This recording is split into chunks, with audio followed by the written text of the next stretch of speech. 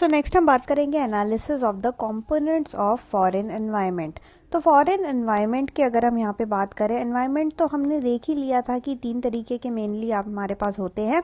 One is your domestic environment, then you have the foreign environment, then you have the global environment. And इन सारे environment का जो हमारा business का जो ऑपरेशन होता है, हमारे बिजनेस के ऑपरेशन पे बहुत ही ज़्यादा जो है ये एनवायरनमेंट क्या करता है, अफेक्ट करता है।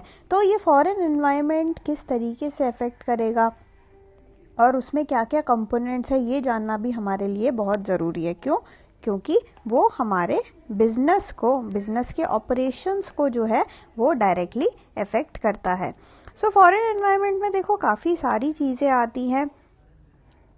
You have your geography, then you have financial environment, socio political environment आ गया आपका, then you have your legal environment, socio cultural environment. Okay, socio cultural environment, then you have political environment, legal environment हमारे पास है। इसके अलावा various ecological forces है जो कि अगेन हमारे बिजनेस को जो है अफेक्ट करते हैं।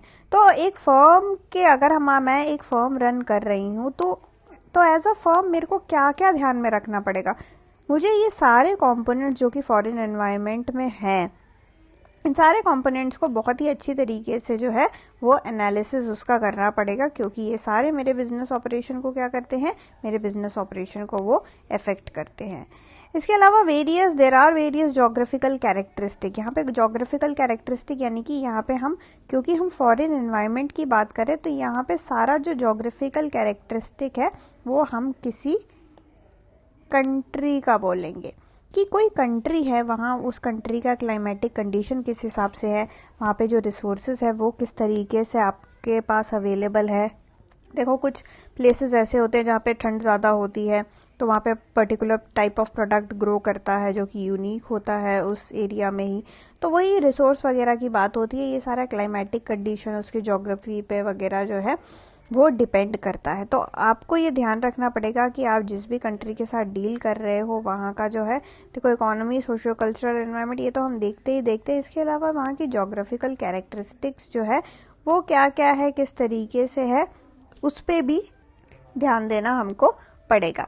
सो ये सारे कंपोनेंट्स जो है, जो भी हमारे डिसीजन मेकर है, अगर हम एक ऑर्गेनाइजेशन की बात करें तो इस ऑर्गेनाइजेशन में जो भी बंदा है जो कि डिसीजन लेता है उसको जो है ये सारे एनवायरनमेंट के जितने भी एलिमेंट्स हैं उसके बारे में उसको जो है वो बहुत ही ध्यान से जो है एनालिसिस करना पड़ेगा, क्योंकि इन्हीं सब एनालिसिस के बेसिस पे वो लोग जो है अपना बिजनेस ऑपरेशन, यानी कि हम इस पर्टिकुलर कंट्री में अपना, फॉर एग्जांपल मेरा यहाँ पे कंपनी है, बहुत बड़ा कंपनी है, कोई एमएनसी है बड़ा सा, तो मैं क्या इस कंट्री में जाके अपना एक सब्सिडरी कंपनी खोलूं कि ना खोलूं, इस कंट्री में जाके अपना ब्रांच जो है वो खोलूं कि नहीं खोलूं।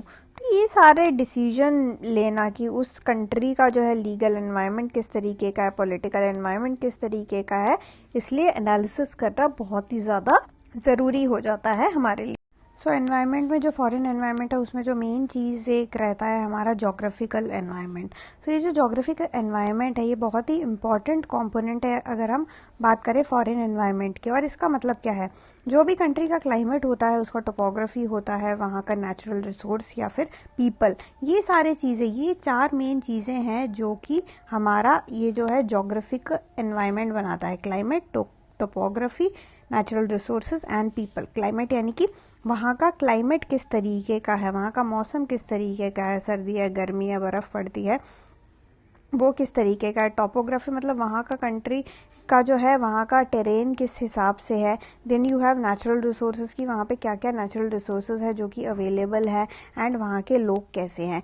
ये 4 चीज़ें क्यों बनाते हैं जोग्राफिकल एनवायरनमेंट, क्योंकि ये 4 चीज़ों के कारण ही ये जो डिमांड पैटर्न है वो फॉल करता है कि डिमांड पैटर्न उस कंट्री का किस हिसाब से होगा। देखो अगर वहाँ पे बारिश ज़्यादा होती होगी तो लोगों को जो है छाता, इस टाइप के सामान की ज़रूरत ज़्यादा पड़ती होगी। प्लस अगर वहाँ पे स्नोफॉल होता होगा तो स्नोफॉल में तो अलग ही चीज़ों की डिमांड रहती है। तो इस हिसाब से जो है वहाँ का जो है प्रोडक्ट्स जो है लाइक अगर बारिश है तो छाता अगर उनको चाहिए ही चाहिए, तो छातों का डिमांड जो है बहुत ज़्यादा रहेगा। ओके, अगर स्नोफॉल है तो वहाँ पे जो कोट्स वगैरह होते हैं स्पेसिफिकली जो कि स्नोफॉल के लिए होते हैं, बूट्स जो होते हैं स्नोफॉल वगैरह हिली एरिया टाइप, वैसे टाइप एरिया के जो वैसे टाइप के जो कपड़े और वैसे टाइप के जो बूट्स हैं वो सब ज़्यादा डिमांड में वहाँ पे रहेंगे। वहाँ पे अगर आप जो है समर के ड्रेसेस बेचने जाओ तो आप फेल हो जाओगे। तो डिमांड पैटर्न जो है वो डिपेंड करेगा कि वहाँ का क्लाइमेट किस हिसाब से है और वहाँ का ह्यूमिडिटी कैसा है, वहाँ का टेम्परेचर कैसा है। तो again all this will give rise to demand for different types of product.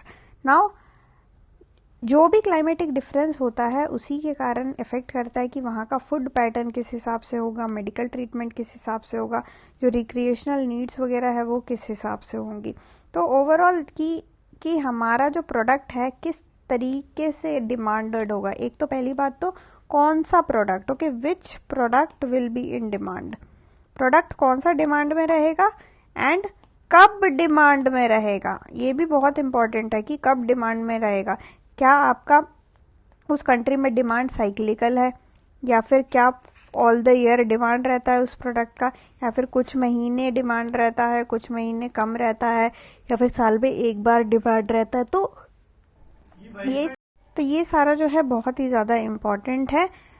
Demand pattern जो है डायरेक्ट इफेक्ट करता है और हमें भी ध्यान रखना पड़ेगा कि हम जो प्रोडक्ट जो है एक्सपोर्ट कर रहे हैं या फिर हम कोई कंट्री में अपना प्रोडक्ट लेके जा रहे हैं, वी शुड मेक श्योर कि वो प्रोडक्ट वहाँ पे उस प्रोडक्ट का डिमांड है भी कि नहीं। ओके, इसके अलावा जो है प्लांट का जो लोकेशन है कि जोग्राफिकल कंडीशन इफेक्ट करता है कि एक फर्म जो है अपना प्लांट का लोकेशन वहाँ पे सेट करना चाहता है कि नहीं। अब कभी कभार जो होता है क्लाइमेटिक कंडीशन फेवरेबल होते हैं, लाइक वहाँ पे हिली एरिया होगा या फिर अगर प्लेन्स होगा या रिवर होगा जो भी है आपका, या फिर रॉ मटेरियल क्या पता जल्दी से अवेलेबल हो वहाँ पे, जो है लेबर जो है चीपली और अबेडेंटली अवेलेबल हो। तो ये सारी चीज़ें जो है हमारा स्ट्रैटेजिक लोकेशन, हमारा जो है हमारा जो प्लांट है उसका स्ट्रैटेजिक लोकेशन डिसाइड करने में वो चीज़ जो है उसको इफेक्ट करेगा। इसके अलावा जो डिस्ट्रीब्यूशन होता है, डिस्ट्रीब्यूशन हम किस तरीके से करेंगे वो भी डायरेक्टली इफेक्ट होता है जोग्राफिकल कंडीशन पे। And finally location of a country on the world map is equally important consideration. Again जो है आपका कंट्री पूरे वर्ल्ड मैप में कहाँ पे लोकेटेड है, वेयर इट इज़ लोकेटेड, कि क्या आपका कंट्री लैंडलॉक्ड कंट्री है या फिर ऐसे। देखो लैंडलॉक्ड कंट्री में ना अपना सामान पहुंचाना ही बहुत कभी कभार जो है कॉस्टली हो जाता है, क्योंकि सी के थ्रू जो है वो इजीली आप कहीं कंट्री में पहुंच सकते हो। बट अगर वो आपका कंट्री अगर लैंडलॉक्ड कंट्री है, मतलब चारों तरफ से ये फॉर एग्जांपल एक कंट्री, तो इसके चारों अराउंड जो है कंट्रीज ही कंट्रीज है, तो यहाँ पे ऐसे कंट्री को हम लैंडलॉक कंट्रीज बोलते हैं जिसके बॉर्डर के बाहर सारे कंट्रीज ही कंट्रीज हो, जहाँ पानी वानी जो है कुछ ना हो, रिवर ओशन वगैरह जो है कुछ ना हो। तो ऐसे केसेस में इन कंट्रीज तक पहुँच पाना जो है it is very very difficult, very very difficult भी होता है। देखो डिफ़िकल्ट भी होता है और आपका वो कॉस्टली भी रहेगा, बहुत पैसा आपका यहाँ पे खर्च भी होगा। प्लस आपके जो नेबर्स हैं, ये सारे नेबर्स के साथ रिश्ते किस हिसाब से हैं, क्या आपके नेबर्स के साथ वॉर चल रहा है या फिर you are in good terms with these neighbours. तो अगेन जो है ये भी डिपेंड करेगा कि आप जो है अपना प्रोडक्ट कैसे ईजीली विथ ईज आप जो है वहाँ तक पहुँचा पा रहे हो या नहीं।